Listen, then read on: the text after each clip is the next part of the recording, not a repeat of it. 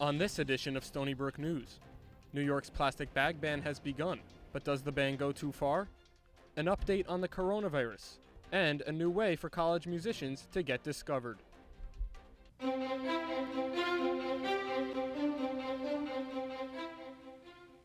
Welcome to this week's edition of Stony Brook News. I'm Paige Clark. And I'm Josh Spitz. 2 cases of the coronavirus have been confirmed in New York State after a second case was identified in Westchester. New York also announced that tests will be done locally in order to speed up the diagnosis. Governor Cuomo gave a brief statement earlier today announcing the allocation of emergency funds in order to deal with the outbreak. These are uncharted territories. Government has to respond. Government has to respond quickly. It can't be a situation where we have to do something. We have to quarantine people and we say, well, hold on a second. We don't know that we have the legal authority. We have to go pass a bill. We have to do this. You have to be able to move. This is every day matters here. And we have to have the funds to do that, the resources to do that. The number of cases in the U.S. has passed 100 and the death toll is now at least 9 people. Internationally, the number of cases has broken 90,000 and the death toll is over 3,000. The CDC has warned Americans to be prepared for the virus, saying the spread of the virus is not a question of if, but when. In an effort to protect domestic markets, the Federal Reserve said interest rates will be cut 0.5 percentage point. Fears of the virus outbreak has forced bankers to make emergency cuts to help sustain the U.S. economy.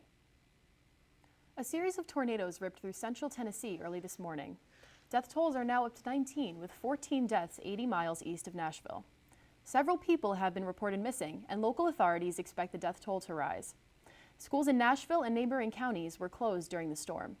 Nashville Electric Service is trying to restore power to nearly 50,000 customers. Primary polls were delayed but remain open. A new law went into effect this weekend that could impact both your pocketbook and the environment. Duffy Zimmerman has the story. Duffy? Thanks, Josh. New York State's plastic bag ban went into effect on Sunday, but there's some concern over whether the law will actually achieve its goal. On beaches, in forests, and right next to busy roads, plastic bags are everywhere. In New York State, where 23 billion bags are used each year, a new law aims to fight this problem. Starting March 1st, retailers are no longer allowed to give out single-use plastic bags.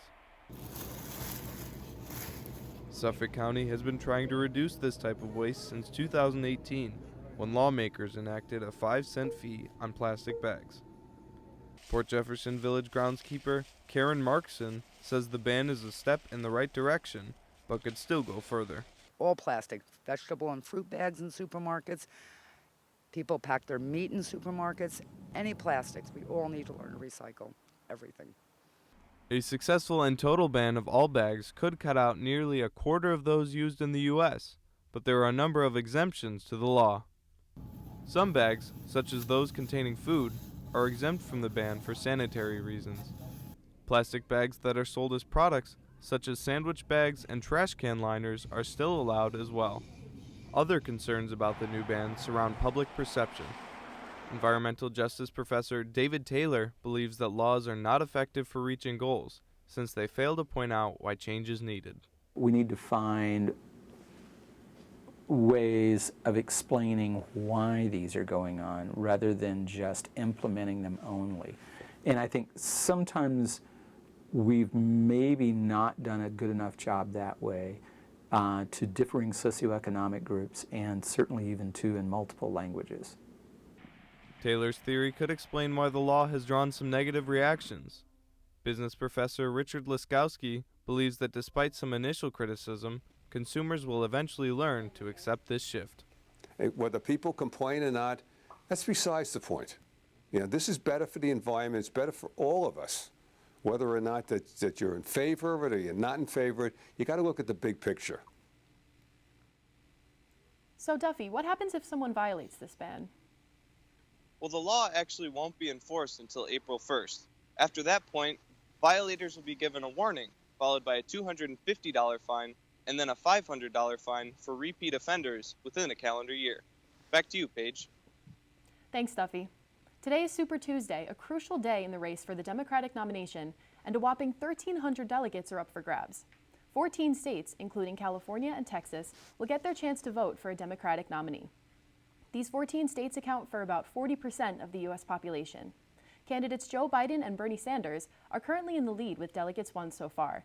Sanders got out the vote in Nevada, while Biden won South Carolina. Candidates Amy Klobuchar, Pete Buttigieg, and Tom Steyer all dropped out of the race in the days after South Carolina. Klobuchar and Buttigieg have both endorsed Biden for the nomination. A new study found that China is forcing Uyghur detainees to work in factories against their will. These factories are in the supply chains of at least 83 global brands, including Apple, Adidas, Microsoft, Samsung, and Nike. Evidence shows that Uyghurs, along with other minorities, were transferred directly from internment camps to these factories. An estimated 80,000 Uyghurs were transferred across China for forced labor between 2017 and 2019. Experts estimate that nearly 1.5 million ethnic minorities are being held in China's internment camps. Just 1 week after postponing its artist reveal following the death of Pop Smoke, USG announced 2 of the artists coming to Brookfest. In a public announcement at the Student Activity Center last Tuesday, USG revealed that Roddy Ricch, best known for his 2019 hit single The Box, will be joined by rapper IDK at this year's spring concert.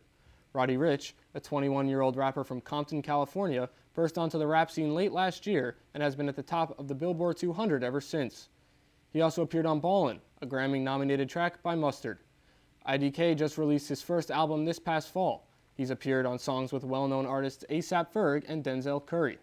The announcement comes just over a week after the death of Pop Smoke, who USG later announced was scheduled to perform at the concert. The concert is scheduled for April 2nd, and more artists are expected to be announced soon. U.S. Secretary of Defense Mark T. Esper announced on Monday that the U.S. and the Taliban have come to an agreement in an attempt to end America's longest war. The conflict in Afghanistan has been ongoing for 18 years. The deal marks a significant reduction of U.S. troops with the condition that the country will not turn into a safe haven for terrorists. Both countries have agreed to the following: a ceasefire, a withdrawal of foreign forces, and intra-Afghan talks where the Taliban would agree to speak with the Afghan government as soon as this month. The Taliban also agreed that Afghanistan will not be used by any terrorist groups that may threaten the security of the U.S. and their allies. According to the New York Times, the goal is to have a complete exit from the country in 14 months. Black History Month came to a close this past weekend, and Stony Brook's closing ceremony featured Corey Wise, one of the exonerated Central Park Five. Scott Terwilliger reports. Don't do it. Don't do what I did. I didn't know any better. Exonerated five-member Corey Wise finished off Stony Brook University's Black History Month as the closing ceremony's keynote speaker. Wise was the oldest member of the five, and he was tried as an adult and sentenced to 5 to 15 years. The prison system is like the graveyard. It has a gate around it. Stay away from it. Wise was joined by Vanessa Potkin of the Innocence Project, which aims to free people who have been unjustly imprisoned. The two took questions that students had about the Netflix series When They See Us and criminal justice. We're all humans first, and although he is innocent, he wasn't treated as such. He wasn't treated as a human, and he just got us all to understand that. Just keep it moving like this, like New York. Just keep it moving. Corey Wise, along with 4 other teens, were accused of the rape and assault of jogger Trisha Miley in New York City's Central Park. They were exonerated in 2002 when DNA evidence and confession showed that Mateus Reyes was the only perpetrator. Watching how the criminal system necessarily doesn't always play fairly, it kind of hit to me directly because I know that I want to do something to change that. In 2019, Corey Wise bought a condo overlooking Central Park. Wise marked the second popular speaker to come to Stony Brook University last month, following Spike Lee. He continues to advocate for criminal justice reform. For Stony Brook News, I'm Scott Terwilliger. A new music platform is bringing college students across the country together to make music. Anna Correa reports.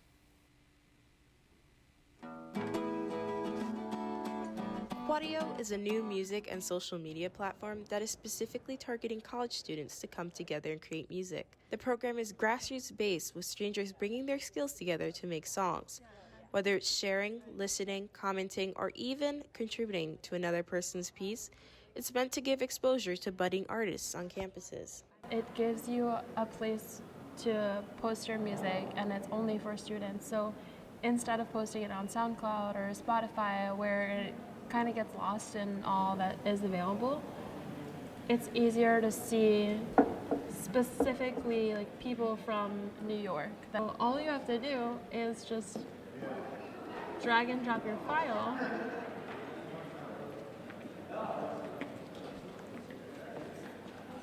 and then add in your title, if it's complete, what you're looking for, and then cover art and create, and then it just uploads. The app has several features, which includes real-time file exchanges with other users, performance calendars, a search feature to find people with the skills you need, messaging, and different leaderboards. The leading student on the national chart will have the opportunity to do a live performance for 1,000 people. Definitely be hard at times to get more noticeable and really gain a presence, because especially like one noticeable way that you can do that is by just playing shows out consistently. But especially when you're a student and you have so many other obligations, it can be hard to do that and get out into whether it not just be campus, but like Long Island in general, and get out into the music scene. And sometimes it can be hard to gain followers apart from just playing live shows. According to their official Twitter account, they're only 4 weeks into their beta launch and are already in all 50 states. They have plans to go worldwide.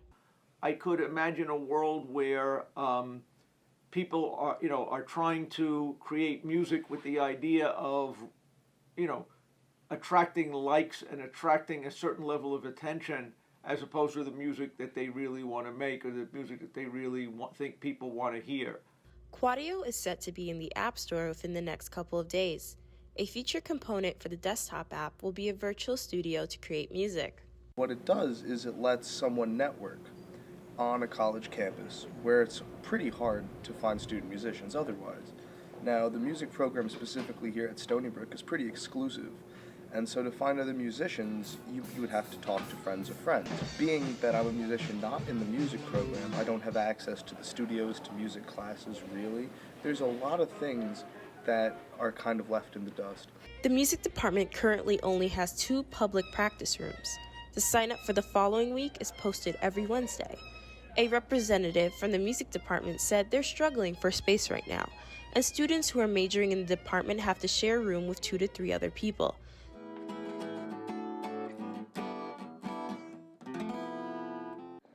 The login code for Quadio is X8PBSD. Maybe I'll upload a mixtape as Ana La Mañana. For Stony Brook News, I'm Anna Correa. Now joining us is Lewis Walker to give us the latest news for Stony Brook sports. Lewis? Thanks, Paige. Stony Brook men's lacrosse added another big victory to their record this weekend after taking down Rutgers in a 14-13 victory. There's Wayne White scoring his second goal of the game, extending the lead, and Caleb Pearson's third of the game inside 7 minutes left in the fourth quarter. The win put Seawolves close to the top 20 ranking, and if they can pull this off for a few more wins, it'll be the boys' first time in the top 20 ranking since 2017. Women's lacrosse was knocked down from number 3 in the polls to number 5 after surrendering their first loss to Florida in a tight game ending in 12-10 to Gainesville. The women will look to avenge that loss this Thursday as they take on Townsend. Women's basketball finished their season on Saturday with a program best of 26 wins and 3 losses. And coming up later this week, top seed Stony Brook women's basketball will be hosting the America East quarterfinals against UAlbany at 6:30 in the basketball stadium. Thursday, women's lacrosse hosts Townsend at 5 p.m. This weekend, Stony Brook baseball is having its home opener against Central Connecticut State University. The series begins this Friday at 1 p.m. in Joe Nathan Field. And finally, Stony Brook alum Tom Kohler retired at the age of 33 from Major League Baseball. After 5 seasons with the Miami Marlins, he finished his career with the Pittsburgh Pirates. He has the second most strikeouts in program history with 297. That's all for sports, and back to you guys. It's 297 more strikeouts than I have under my belt. That's all we have for this edition of Stony Brook News. Stay warm, Seawolves, and don't forget to set your clocks ahead for daylight savings time this weekend.